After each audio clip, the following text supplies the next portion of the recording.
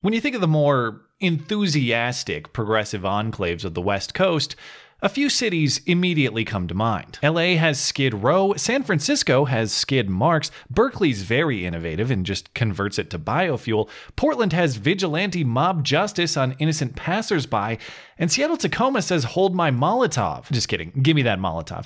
I have some terrorist acts to commit. There are plenty of stops along I-5's Circus Retour, but one stop that probably doesn't get enough recognition is Olympia. Yes, it's the home of Evergreen State College, and thus memorable strictly by that episode alone, but don't forget everything else on display there within just the last few years. There was the androgynous assault on a gun shop accusing the owner of being anti-Semitic because of his Gadsden flag. I'm surprised you don't hate him.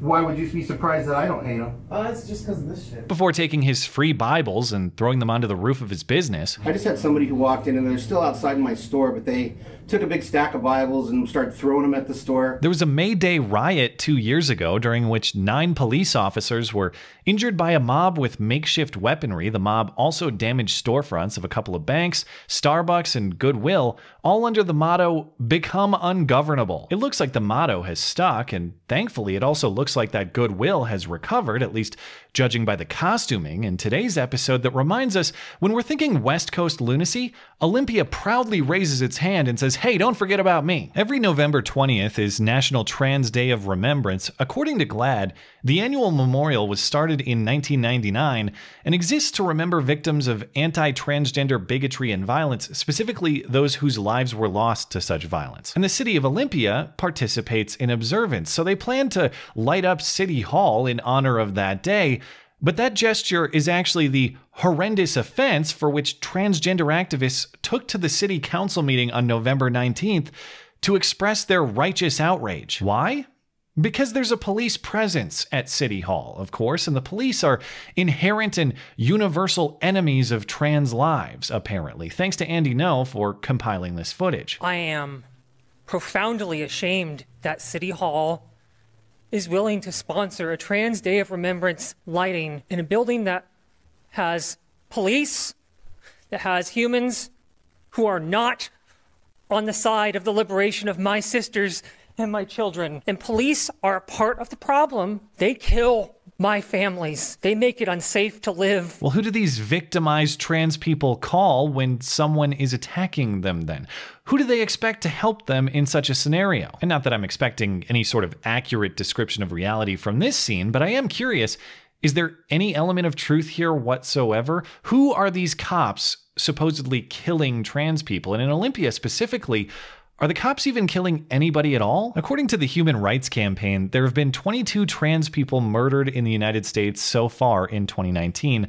Not a one of them by cops. And that's not an unusually high murder rate either. In fact, that's quite low. According to the Williams Institute, 0.6% of adults in the United States, that's about 1.4 million people, is transgender. Do the math, and 22 out of 1.4 million is a rate of about 1.6 transgender people murdered per 100,000 transgender population. That is drastically lower than the overall murder rate in the US over the last century, that number varying between peaks and valleys of 5 and 10 per 100,000 population since 1900. As far as police shootings in Olympia, the cops aren't shooting transgender people, because for the most part, they aren't shooting anybody at all. The Washington Post keeps a pretty good database of fatal police shootings across the country since January 2015. Olympia has a grand total of 1 entry on the list in the last 5 years.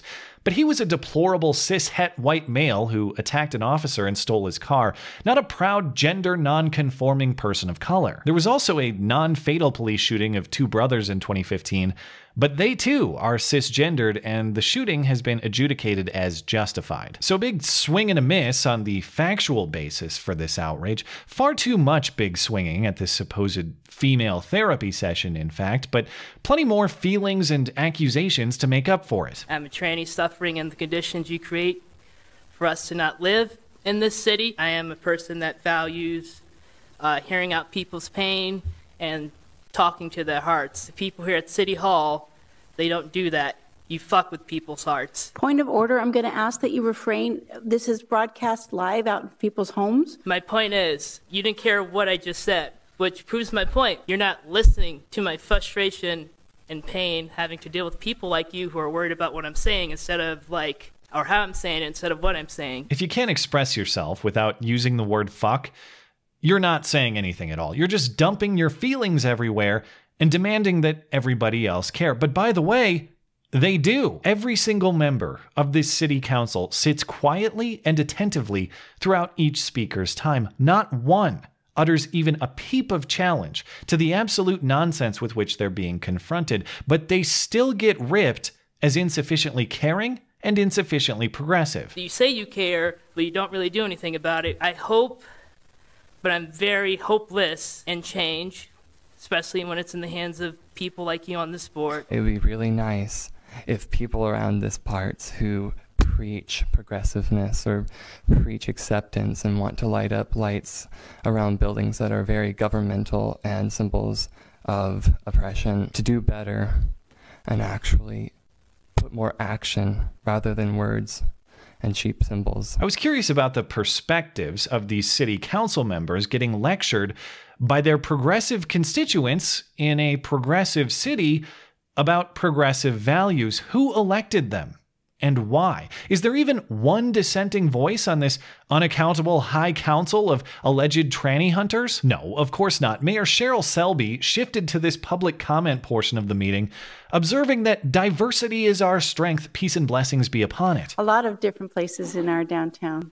It's diversity that makes us strong. She just won her re-election bid last month, emphasizing the importance of green hair and rainbow flags. When we come together as a community, we combine courage with hope. Narrowly defeating her only challenger, fellow progressive city councilman Nathaniel Jones, who was endorsed by Equal Rights Washington, a statewide LGBT advocacy organization. Equal Rights Washington also endorsed fellow councilwoman Jessica Bateman.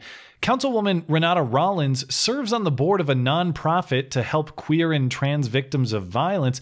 She, in fact, labels herself as queer on Twitter, and the other three council members are just generic Democrats, as far as I can tell. TLDR, all members of this city council are left-wing. The point is, there isn't one voice on this council who isn't in at least general, if not full agreement with these activists, who isn't eager to bend over to their every emotional whim, but it's still not good enough because their worldview can't sustain without an oppressor, without someone holding them down, even if it's imaginary. Without that oppression, real or otherwise, they might have to start taking responsibility for themselves, and we can't have that. With the partial exception of this last speaker, and this is where the scene goes from funny and ridiculous to just genuinely sad. Apparently this speaker goes by the name the Royal Majesty. Next I have the Royal Majesty. And I'm 99% sure this is the same wheelchair-bound character who made several appearances throughout the Evergreen saga. Fuck you and fuck the police! Fuck you! Oh, please don't. Unless this particular demographic with the exact same voice is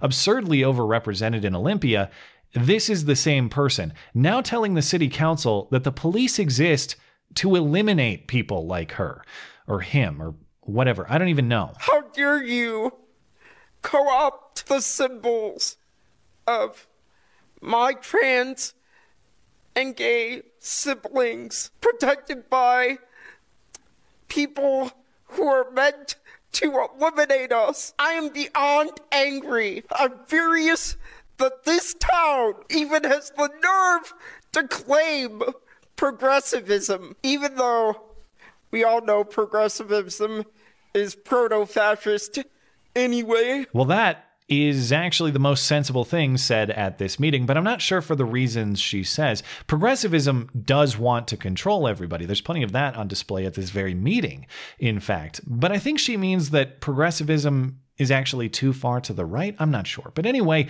she closes saying she hopes the city council thinks of her at night and that it brings them great pain. You're doing your job, and your job is to oppress my family. I hope when you go home at night to your comfortable houses, to your middle-class lives, where you have to worry about nothing, that you think of me and that it hurts you terribly, because that is all I can hope for. Since I have don't have hope for much else, I give up the rest of my time. I can't even in good conscience crack a joke at this. This is just hideously tragic. This is a person with obvious medical obstacles in life, conditioned by an ideology of pure poison to make that life vastly more difficult than it already is. And by the way, how did that poisoning happen?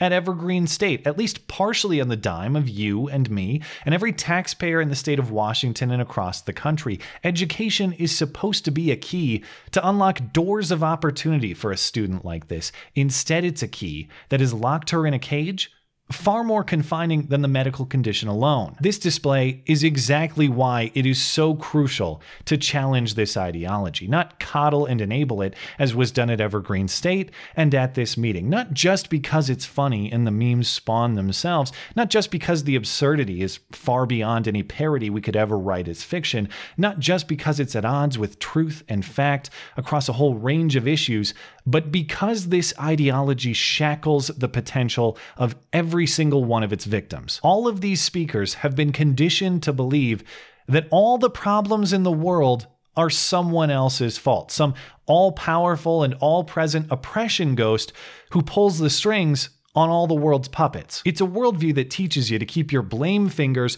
forever pointed outward, never inward, never introspective. And I know there are some real medical conditions present here. There are some genuine biological obstacles that can't simply be overcome with a change in mindset. But the point is, in every single one of us, there exists a better and worse version of ourselves. Every step we take in owning responsibility for ourselves to the maximum possible extent is another step toward that best version possible. Every excuse and every finger pointed in blame at somebody else is another layer of rot toward that worst version. The more we teach people to blame others for problems in the world instead of taking responsibility for themselves, the more episodes of delusional tragedy like this we can expect to see. Regrettably, in Olympia and the rest of the West Coast, you can bet on double downs rather than a new approach. You can bet on people saying, oh, this city council actually wasn't progressive enough. We got to get progressive or progressives in there next time. Maybe the ideal is city council and the rest of government